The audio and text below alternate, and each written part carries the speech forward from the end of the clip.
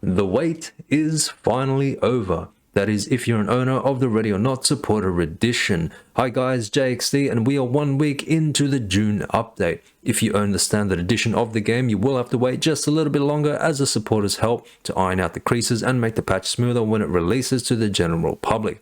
Now, you've heard it time and time again, this is the biggest update to come to Ready or Not so far, with a massive AI overhaul, and oh my days, the game has certainly changed. It's still very much the same Ready or Not we love, but it's become a lot more alive. There are so many gameplay features that have been added or updated, but literally can't go through them all because the list just goes on. I mean, it is seriously long, but you can read the entire patch notes on the Ready or Not Discord if you want. There's a link to that in the video description below. So with that said, let's start with the AI.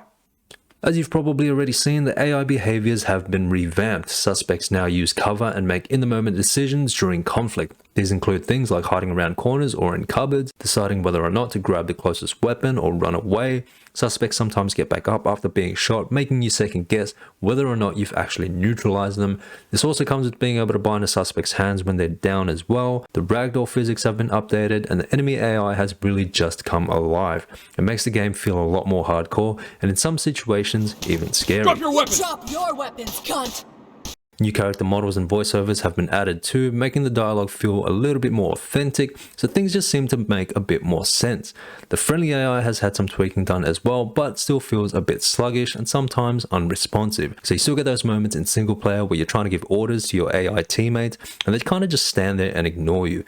Hopefully this gets fixed soon, as friendly AI fixes were part of the patch, but it just doesn't seem like it really has been fixed. Now, I want to talk about some of these new maps.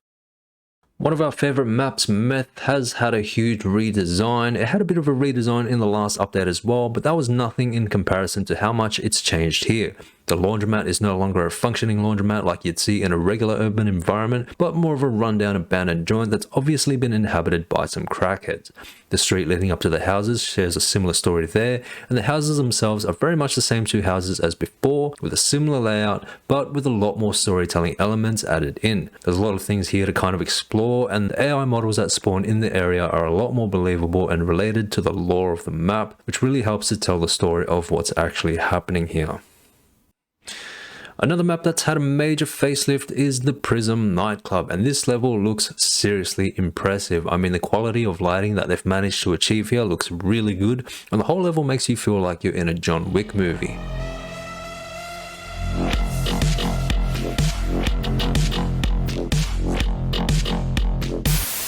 The storytelling here again is really good, and you feel quite immersed as you're walking through the sea of dead civilians who've unfortunately fallen victim to a mass shooting.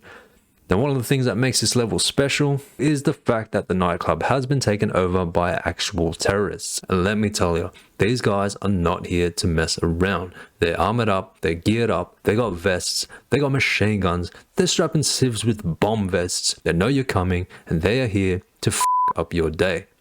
This level of AI is a lot stronger and a lot more challenging to deal with, boasting a longer time to kill and a lot more precision. They seem a lot more organized as well, often hanging in groups or nearby to each other, which makes firefights last longer and more unpredictable. Now, of course, there are some other map updates as well, including some new white box maps and another big one, which is Valley of the Dolls. We're not going to go into that one because this video could easily be an hour long if I even start, so we're going to let you go and discover that one on your own. Enemies wearing different types of armor take longer to shoot down, and even unarmored enemies are now able to take a few more shots to the body. It used to be that you could pretty much 3-round burst any suspect and send them to an early grave, but now it takes a little bit more than that to bring someone down, particularly if they are armored, as this will force you to go for headshots over center mass or use more ammo. The updated AI also has better aim and will go for the chest or head more often, and you're now able to be shot in the waist. Enemies will also try to penetrate your cover as well, so the gunplay has changed a little bit, and you might find yourself in need of more equipment, which brings us to the new loadout system. The loadout system has been loosened quite a bit, and you now have the freedom of changing your loadout with the new slots system. You can forego some of your non-lethal equipment for more primary ammo, or perhaps you want to have less secondary ammo for more flash bangs. The ball really is in your court here, and you can now adjust your loadout and modify your weapon attachments from the same menu. Having to walk from the locker to the gun table wasn't really a big deal, but nevertheless this is a welcome change. Different types of body armor have different properties now, including weight, and you can really feel the weight of your equipment as your character model now has more inertia. So if you're wearing heavy plate armor, you'll take longer to get to max walking speed and to come to a complete stop.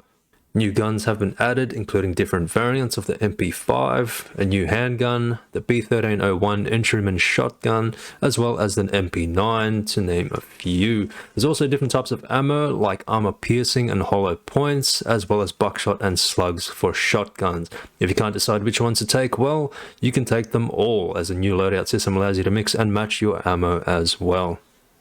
Now, all this begs the question, was it worth the wait? I mean, we did get a lot from this update and the devs worked really hard to make it happen, but I do feel like because we waited so long and were promised so much, and with all the hype and anticipation, that our expectations were really high. And because of this, despite that it is without a doubt a huge improvement, we can't help but feel like it's a little bit lackluster. But hey, we're here. The wait's finally over. More improvements are undoubtedly on their way as we speak. The fun factor is definitely there and the game's replay value has increased tenfold. We definitely can't wait to see what lies ahead for the future of Ready or Not. We might actually do a video for what we want to see in the future. If you guys have any ideas of what you want the game to include, chuck them in the comments below. We're pretty interested to see what kind of ideas you guys have. I think that's it for the video. Like I said, we could easily be here for an hour if I keep going. So if you enjoyed this video, give us a like, and if you're interested in more Ready or Not content as well as other games in the shooter genre, consider subscribing. We hope you enjoy the rest of your day.